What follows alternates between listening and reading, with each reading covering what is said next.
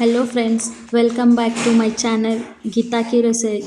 ಇವತ್ತಿನ special recipe Maggi spicy Manchurian ಮನೆಯಲ್ಲಿ ಹೇಗೆ ಮಾಡೋದನ್ನು ಹೇಳ್ತಿದ್ದೀನಿ.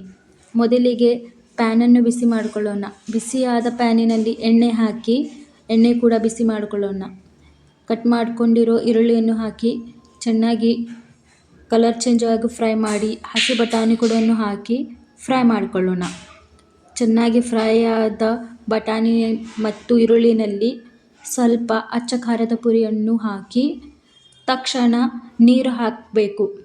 ತಕ್ಷಣ ನೀರು ಹಾಕಿಲ್ಲ ಅಂದರೆ ಅದು ಖಾರದ ಪುಡಿ ಸುಟ್ಟೋಗುತ್ತೆ, ಟೇಸ್ಟ್ ಬರೋದಿಲ್ಲ. ಚೆನ್ನಾಗಿ ನೀರು ಆ್ಯಡನ್ನು ಮಾಡಿಕೊಂಡು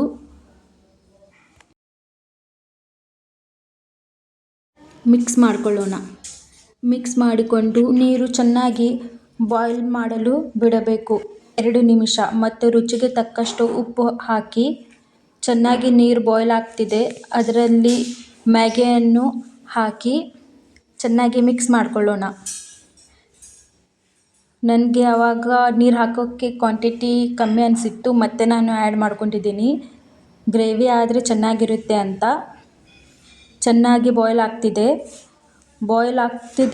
ಹೇಗೆ ಬಾಯ್ಲ್ ಆಗುತ್ತೆ ಅಷ್ಟು ಥಿಕ್ ಗ್ರೇವಿ ಆಗುತ್ತೆ.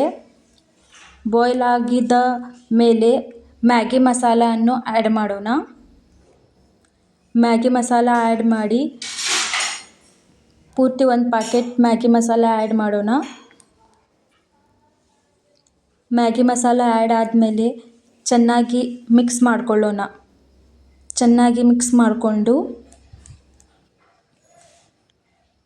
ಈಗ ಮ್ಯಾಗಿ 2 ನಿಮಿಷವರೆಗೂ ಮಸಾಲೆ ಹಾಕಿರೋದನ್ನು ಚೆನ್ನಾಗಿ ಬಿಸಿ ಮಾಡಿಕೊಂಡು ಮೇಲೆ ಕೊತ್ತಂಬರಿ ಸೊಪ್ಪು ಹಾಕಿ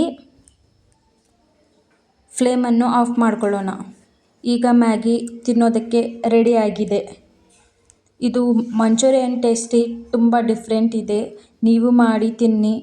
ನನ್ನ ರೆಸಿಪಿ ನಿಮಗೆ ಚೆನ್ನಾಗಿ ಆಗಿದ್ದರೆ ಲೈಕ್ ಮಾಡಿ, ಶೇರ್ ಮಾಡಿ ಮತ್ತು ಸಬ್ಸ್ಕ್ರೈಬ್ ಮಾಡಿ.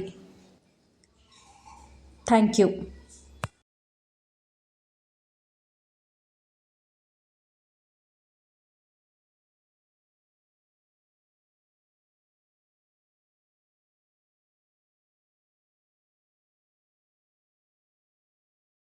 Wow.